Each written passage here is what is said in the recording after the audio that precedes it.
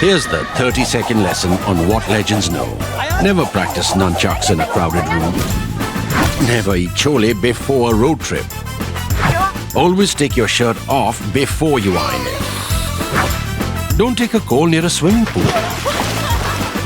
And don't forget, saving is not investing.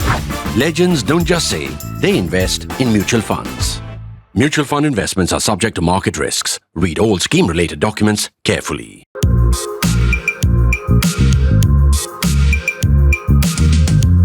It's a strange time in our country's history when a gangster dominates the front pages and the headlines in two completely different and separate cases in the course of a week. And yet, what Lawrence Bishnoi has done has never actually happened before.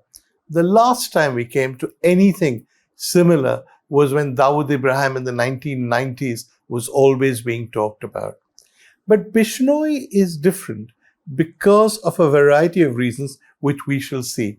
Let's start with one of the things that he's allegedly involved in, and that's the murder of Baba Siddique. Now, you probably know who Baba Siddique was. If you don't, he was a big shot in real estate, in films, and in politics. He'd been in the Congress for years. He crossed over to Ajit Pawar's faction of the NCP and therefore became a member of the ruling coalition. Baba Siddique said that he'd received death threats and he asked the government to protect him. And it was his government. He was a member of the coalition. So he should have got great security. Initial reports said that he got Y-class security.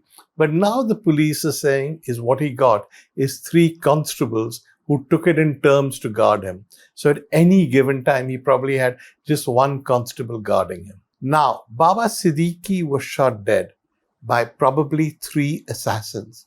He was shot dead on the street in Bombay outside his son's office. His son is an MLA. As far as we can tell, and we are dependent on the police here, 3 assassins lay in wait for Baba Siddique on the road. This is outside his son's office. His son is an MLA. When Baba Siddique was getting into the car, they jumped out and they shot him. The so-called Y-class security consisted of 1 constable who apparently they immobilized by putting chili powder in his eyes. From everything we can tell about the assassination, it was pretty low-tech and basic. The police have caught 2 of the men who they say killed Baba Siddique. They're young guys, 18, 19, perhaps a bit more. One of them even claimed to be a minor, a claim that the police have exploded. They were not even familiar with guns, and they say they learned to use guns, according to the police, from watching YouTube videos. All of this does not suggest a great high-tech assassination, but the police almost immediately said it was the work of the Bishnoi gang. After all, they said the Bishnoi gang had threatened Baba Siddique. Later, they revealed that in the interrogation, the assassins had admitted that they had been sent by the Lawrence Bishnoi gang. Now, you can argue about what the police are saying or whatever, but it's odd that Lawrence Bishnoi should have been named so quickly and they should have said he was the guy behind it. At roughly the same time, the ongoing spat between the Indian government and the Canadian government escalated.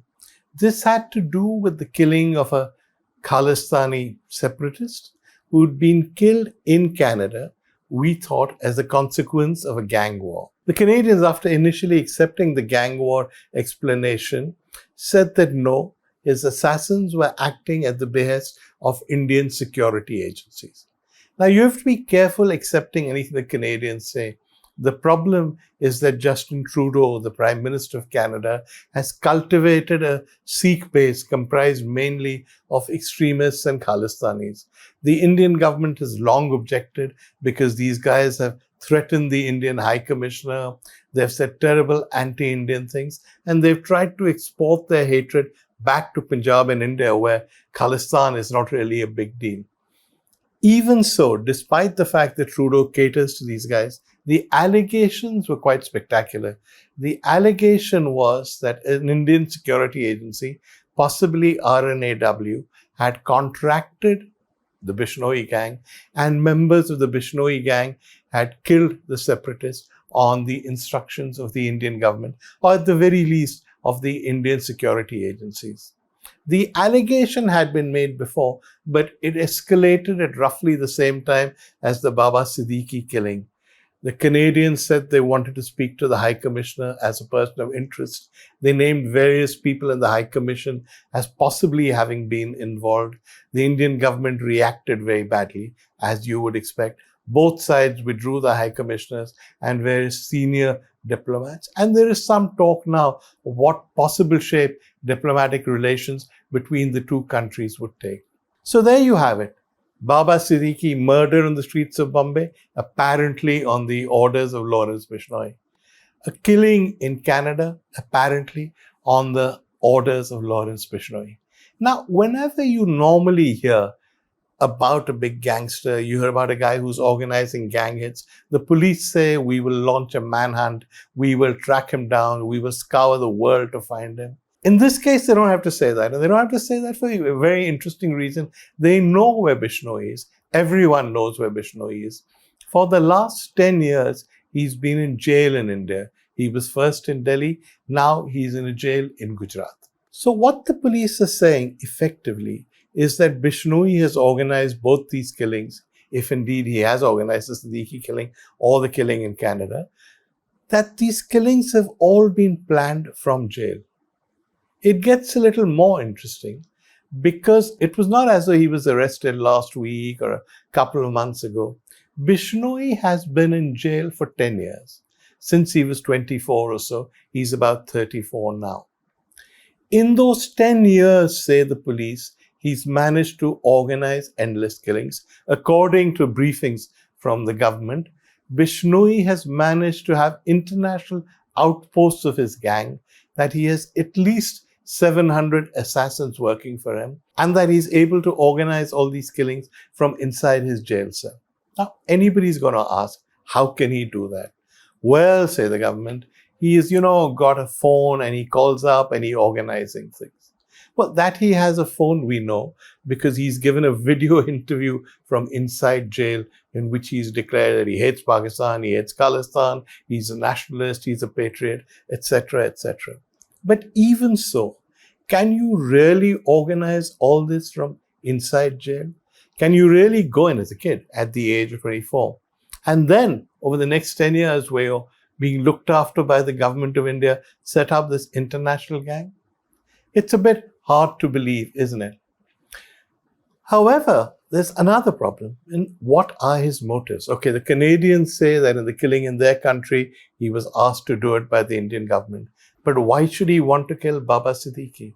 Well, that, say the police, goes back to Salman Khan. A few months ago, there was an attempt on Salman Khan's life. And again, they told us that Bishnoi was responsible. Why was Bishnoi doing it? Well, Bishnoi has offered his own explanation.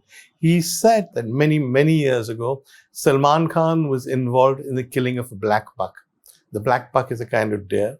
Black bucks are sacred to the Bishnoi community. So Lawrence, from his jail cell, is organizing assassins to take revenge for the killing of the black buck.